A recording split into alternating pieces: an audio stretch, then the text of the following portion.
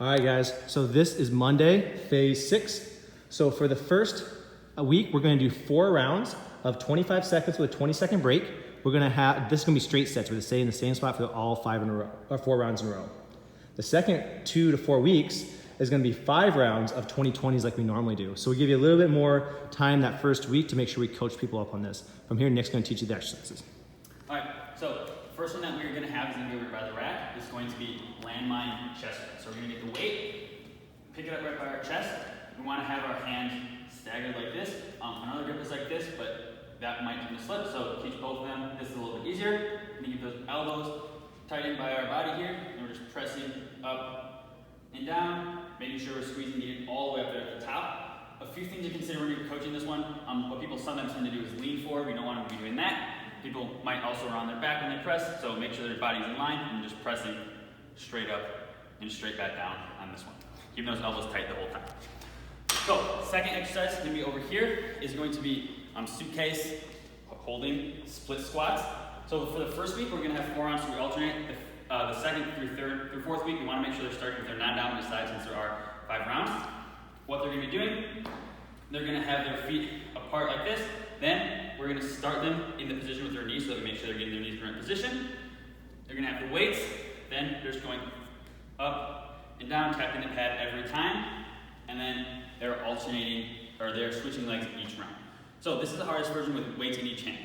An easier version, we're going to have 1 weight, so drop 1, keep it on the side of the leg that is back. Same thing, starting in the bottom position, going up and down. Make sure they're standing up, driving through the floor. And then another modification if people have trouble with balance, you have a stick. This one you're going to hold the stick on the leg that's in front and then keep the weight back when that's back. Just going up and down with these ones. Big thing with this one, just make sure people are keeping their balance and then not leaning. We want to avoid that, so keeping them nice and tall on this one. So the third one can be over here. We have a couple different versions. If it is nice outside, we want to be doing jump ropes. So we're going to grab the jump ropes. We want to make sure they have a good height, so right about the midsection, so not too long. Then just jump rope continuously. If we can go outside, is what we're going to be doing. If they're hitting their legs like that, probably want to do it in person, but just going continuously.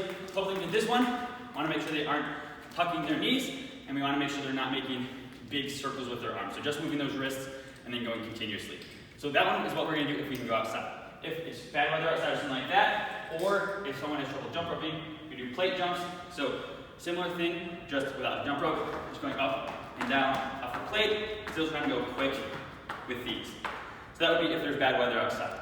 Then, the modification we have is medicine ball chest press. That would be if someone has trouble with jumping or any knee issues or anything like that.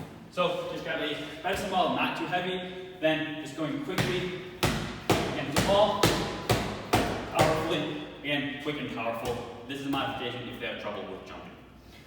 So the fourth one is going to be over here. On station number 3, one thing to think about, guys, is that plate cannot go outside, so please don't have people doing plate jumps outside with that. Also, if somebody's really struggling with the jump rope, just bring them in and make them do the plate jumps so they're not spending their whole time missing the jump rope. All right, so the fourth station is going to be over here. It is going to be side planks. So we have a couple different versions of these. The basic version is going to be on their arm, legs nice and long, then going up. With this one, we want to try to get that arm pressed on the ground, add some stability, and then make sure the body's in line. Make sure they're not having their hips back or forward or anything like that. So this is the basic version. A couple ones that are a little bit harder, make their arm up in the air, and then you can also have them lift their leg. That'll make it a lot harder, challenge the stability as well. The regression that we have for the side plank make it a little bit easier. You're going to bend your knees back behind you. Same thing, keeping that arm pressed on the ground.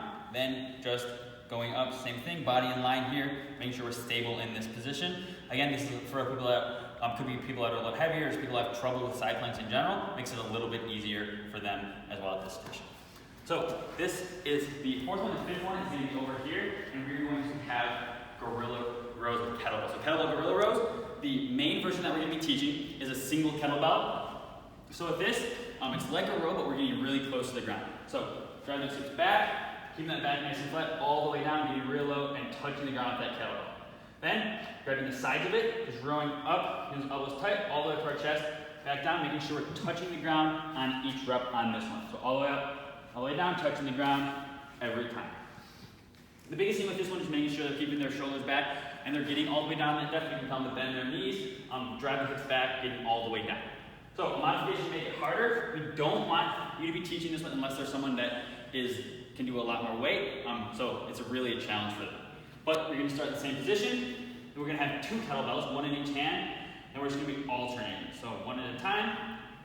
Again, this would be for someone that can do more weight. The limitation is how many kettlebells we have, so you don't want to be teaching this one when you teach the whole thing for the. So again, just keeping those elbows tight, just alternating arms on this one. Then, we do have a modification if people have trouble with getting in that position or any back issue or anything like that. We're going to go into a single arm row supported by the bench here. So, we're going to have our arm on the bench, same thing, hips back, getting the weight down here, then just rowing up and down, keeping the elbow tight to our body. Same thing, back flat on this one. With this one, we do want to make sure that they're pressing into the box. It helps a lot with stability and getting in the right position for this one, but same thing as the other ones, just keeping the back flat throughout on this one. All right, so what we're going to have on Mondays, we're going to have a song finisher. The song we're doing today is going to be Ghostbusters. So throughout the song, there's going to be a few things that we're looking for, but during the main song, what they're going to be doing is reverse lunges. So for these, just going to be staying nice and tall, just alternating legs, going back. Again, this is going to be what they're doing most of the song. They're just going to continuously do that one until we see a few specific words. So the first thing that we're looking for is the phrase Ghostbusters. We'll say that quite a few times throughout the song. Every time we hear Ghostbusters, we're going to be doing a burpee. So a few different versions of burpees. We can do plain burpees, full burpees, or incline burpees. So a plain burpee, going to be nice and tall, hands down, out on the plank, jump your feet in, stand back up. So every time we hear Ghostbusters, we're going to do one of those. Full burpee is a little bit harder. Going down, lowering ourselves, up, all the way back up. One thing to note for full burpees, we want to make sure we're having good form with these, so we don't want to be falling to the ground. So we want to jump down, lower ourselves, push ourselves back up, and stand. It's almost like a push-up at the bottom, under control, rather than dropping to the ground. Then we have another variation, incline burpees. It's for people who have trouble with core strength, possibly wrist issues, anything like that. Make it a little bit easier. Just going down, out, in, and up. Almost the same as a plank burpee, just onto the incline. You use a medicine ball for that. But whichever version, we do want to be going quick with those. So every time you hear Ghostbusters, we're going to be doing a burpee. Then the next word that we're looking for, the next phrase, is I ain't afraid no ghosts. Every time we hear that phrase, we're going to be doing a squat jump or bodyweight squat for people who have trouble with jumping. So squat jump for most people, going to be squatting all the way down, jumping up. We're just going to be doing one of those. Again, trying to use that power from our legs, one movement, jump up. If someone has trouble with jumping, we can just do a bodyweight squat, so it's a regular squat, still making sure we're getting all the way down. And then if someone has trouble with the squat pattern, we can do a TRX squat. We have some TRXs set up. Come over by the rack, get a TRX, then getting a TRX squat, arm nice and long, just going down and up. That would be if someone has trouble with the squatting pattern. Otherwise, we're going to be going with the squat jump or bodyweight squat, and whichever version they do, we do want to make sure that they are going all the way down in that squat. So again, the phrases are, they're going to be doing reverse lunges for most of the song. When they hear Ghostbusters, we're doing burpees, and when you hear Ain't Afraid No Ghosts, we're doing a squat or squat jump.